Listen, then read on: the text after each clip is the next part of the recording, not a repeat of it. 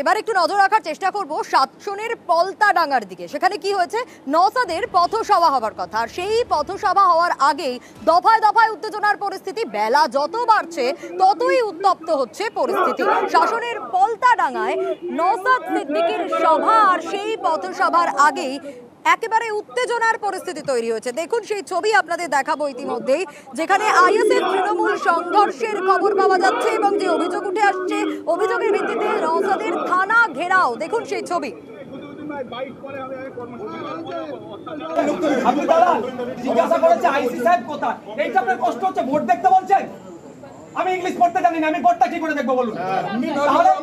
দালাল, আপনি তো দালাল, আমাকে তো বলবেন আপনি দালাল, আপনার কাজ আমাকে বলা এখানে দালাল বলবো। क्या बोलेंगे, क्या बोलेंगे, क्या बोलेंगे, वो पूछा है आईसी साहब कहाँ है, वो तो क्या बोला,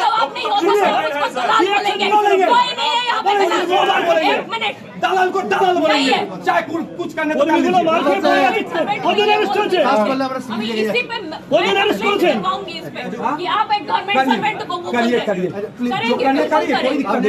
জিয়াউল আমাদের প্রতিনিধি রয়েছেন আমাদের সঙ্গে সরাসরি। জিয়াউল, এই মুহূর্তে কি পরিস্থিতি আগে জানতে চাইবো, এবং দফায় দফায় উত্তেজনা, দুজন আহত হয়েছেন, তারা কেমন রয়েছেন, কোথা থেকে এই সূত্রপাত?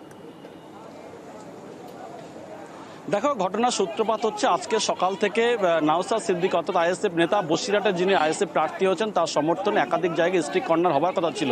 এই শাসন থানায় একাধিক জায়গা সেখানে ছিল, যেমন হচ্ছে খড়িবাড়ি, আমিনপুর, বকুন্ডা, কাঁচকলসহ একাধিক এলাকায়। কিন্তু খড়িবাড়িতে যখনই শুরু হয় সেই সময় বকুন্ডায় দেখা যায় যে আইএসএফ কর্মী সমর্থকরা তারা দলীয় ঝান্ডা টাঙাচ্ছিল। সেই সময় তৃণমূলের আশ্রয় দুষ্কৃতীরা তাকে বেধড়ক মারধর করে, শুধু মারধর করে ক্ষান্ত নয়, তাকে মারধর করে, তাকে হাত পা ভেঙে দেওয়া হয়, এমনটা অভিযোগ। কিন্তু সমস্ত অভিযোগ অস্বীকার করে। পরবর্তীকালে পলতাডাঙ্গায় নতুন করে আবার উত্তেজনা হয়, সেখানেও আইএসএফ কর্মী সমর্থকদেরকে বেধড়ক মারধর করে। এই ঘটনায় দুজন কর্মী আহত হয় এবং পাল্টা তৃণমূলের পক্ষ থেকে অভিযোগ করা হয়েছে তাদের যে প্রাক্তন অঞ্চল সভাপতি, তাকেও বেধড়ক মারধর করে, তিনি রক্তাক্ত অবস্থায় রয়েছেন।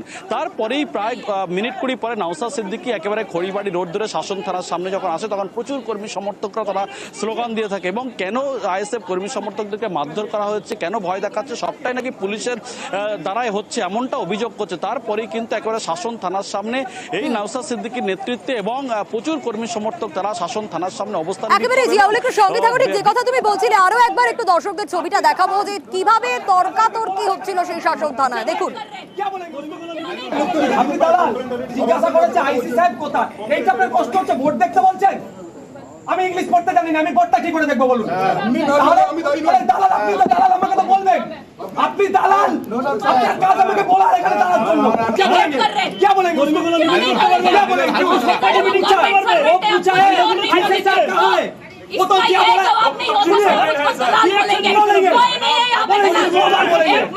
दालाल को दालाल बोलेंगे, चाहे कुछ करने तो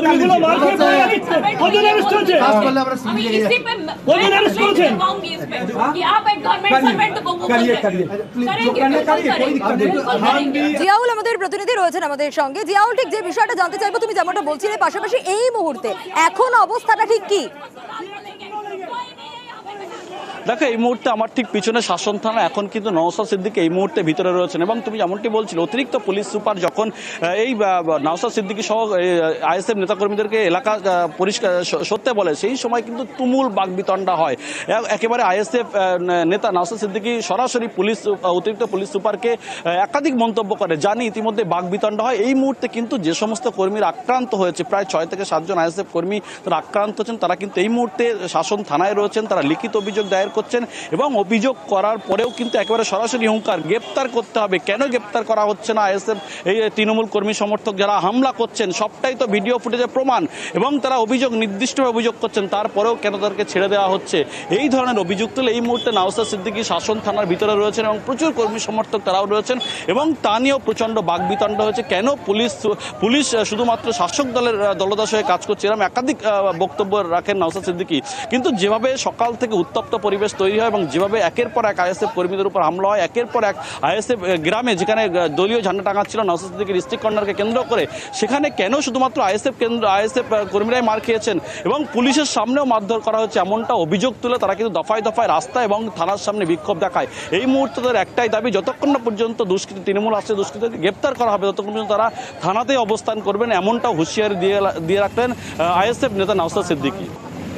বেশ জিয়াউল, একেবারে নওশাদের পথসভা, সেই পথসভার আগেই রীতিমতো দফায় দফায় উত্তপ্ত হয়ে ওঠে শাসন। যে ছবি আপনারা দেখছিলেন, বেলা যত বাড়ে ততই সংঘর্ষ শুরু হয়ে যায় পলতাডাঙ্গা। তবে ইতিমধ্যে যে আপডেট জিয়াউল আমাদের দিচ্ছিলেন যে এখন শাসন থানার ভেতরে কথা বলছেন নওশাদ সিদ্দিকী, তিনি রয়েছেন, কিন্তু আইএসএফ তৃণমূলের এই সংঘর্ষের ঘটনায় দুজন আহত হয়েছে। আর প্রতিবাদে শুরুতেই থানা ঘেরাও কর্মসূচি নেয় নওশাদ সিদ্দিকী, আর এখন থানার ভিতরে কথা বলছেন তিনি।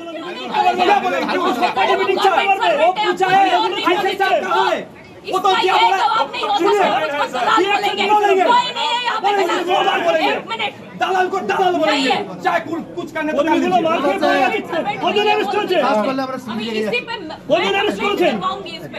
आप एक गवर्नमेंट सर्वेंट को